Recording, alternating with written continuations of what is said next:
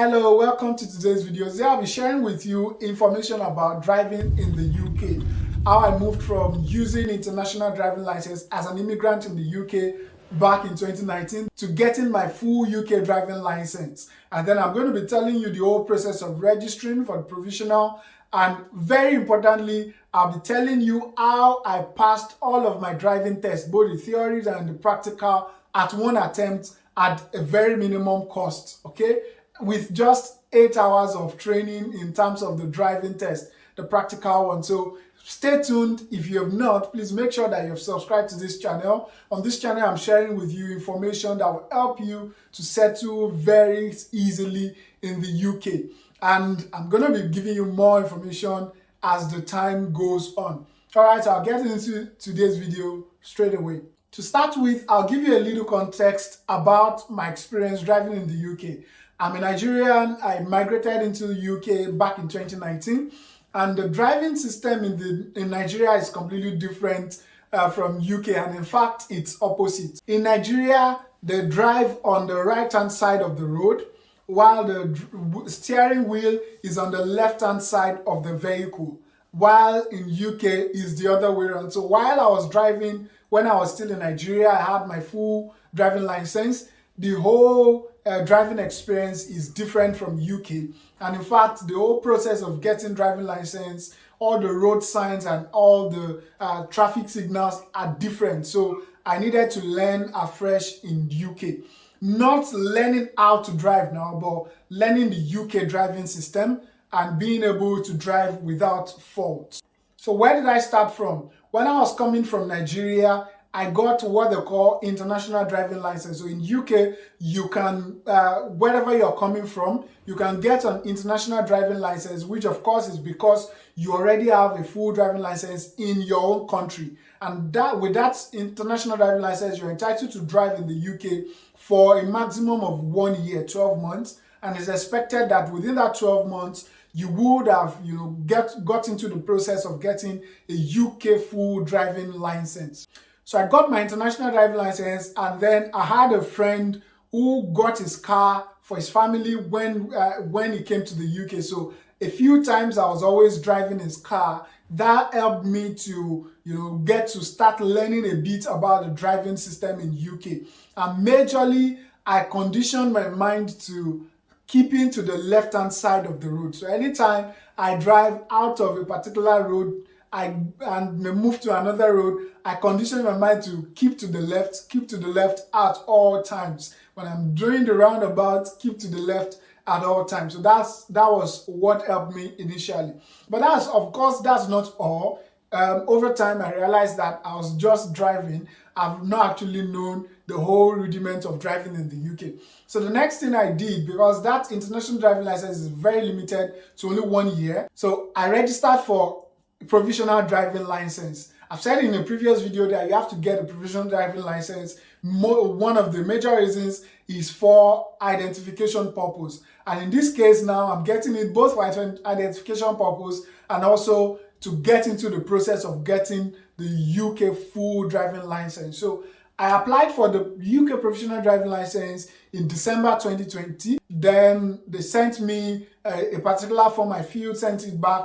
Altogether, in the space of 1 month, I got my UK provisional driving license. I'm going to be showing to you my wife's own UK provisional driving license because mine has been exchanged for full driving license. Then when I got that at the middle of January 2021, I registered immediately for the theory test. Now, the theory test, the next available date that I found for the theory test was April 20th of 2021. That's about 3 months gap.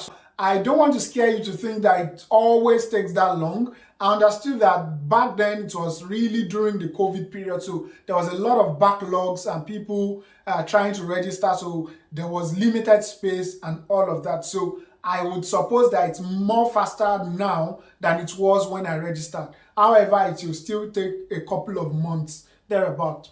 So when I registered for the theory test, what I did to help myself was I downloaded the official DVSA theory test app on my phone, I paid for it. It was just about £5. So you can pay for it, because if you think of it, if you don't pay for it and you fail the test, you would have to pay for the theory test again. So why not just pay the little £5 thereabout and get on with it? So I paid for it. Then I also found some free resources on the app and on the web as well. So I was always practicing the theory test, where you learn about the signals and various other things. So then I was reading it gradually and gradually. I didn't make it a one-day reading all. So I was reading it bit by bit, because I have 3 months. Okay, so but of course, when it was a week before, I started reading more and more. So I went for the test. Now, the test has 2 different sections. There's the one of the hazard perception test, and the one that is actually the theory test in itself. You have to pass those 2 sections. If you fail one section and pass the other, you've not passed the theory test. I mean, the whole theory test. So you have to pass the 2. And I was good enough to pass the 2 at first attempt. Okay. So, but of course, like I said, I've explained the things that helped me in my preparation. Then after I passed on April 20th, I applied for the practical driving test. And the next available date from April 20 that I found was September 6, which is 5 months after I passed my theory test. So what I say to people is, get into this process as soon as possible, because it might take a while and you may not be able to control it. Then for the practical test, on the day of the practical test, you cannot use a standard vehicle. You have to use a driving instructor's vehicle, because theirs is kind of different from standard vehicle. On the passenger side, where your instructor or the test examiner will sit, there are 2 pedals as well, where they also control, just in case you make mistake on the main steering wheels. So that's why you have to use the kind of car that is allowable for the test. Okay, so now for you to pass the practical test, you have to get a driving instructor to teach you the rudiments. Now, depending on your experience, previously I was driving when I was in Nigeria, so my driving lessons was not about how to handle a car. My driving lessons were more of how to drive in line with the UK standard, how to notify all the various signals on the road, knowing the speed limits on the different roads and all sort of that. So those were the things I was learning, and a lot more. All right. So now the things that helped me, usually on the average, if you go on the site, if you go on Google, you can see that on the average, people take about not less than 20 hours in training for their driving lessons.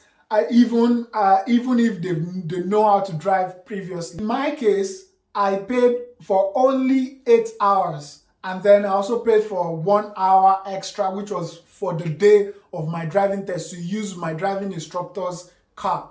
So, and how did I end up just doing 8 hours? What I did was, you remember, I had a space of 5 months to prepare from when I passed my theory test to the driving test date. So I started watching a particular various YouTube channel, but there's a particular one that was of most help to me in preparing. So I'll put a link to their channel here. And so I was watching how to drive on different roads, how to navigate the roundabout, how to turn from a particular road into another road, different road signs, and all of that. So that helped me to at least get some understanding. Now, another tip I'll give to you is, if you have a friend who has a car, it's helpful that at least a few times you go out with them and you get to learn some of the various things that they are observing while driving. Now, the truth of the matter is that sometimes they might also be driving wrong. So you really actually need an instructor to be teaching you right, or you're watching some of those videos to know what is the right way to drive. Then when it was 2 months to my test date, I searched online for a driving instructor.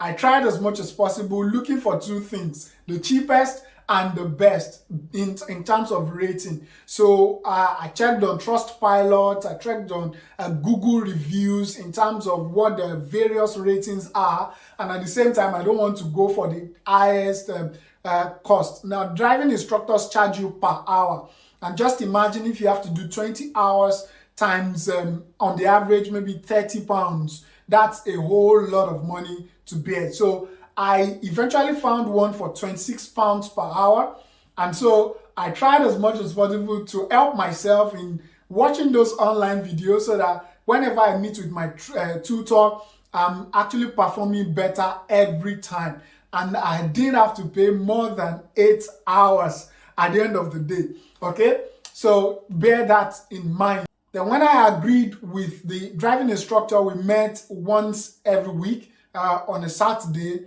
to do the test. 1 hour, we drive 1 hour, 30 minutes. We just drive all around, and then again, we meet the next weekend.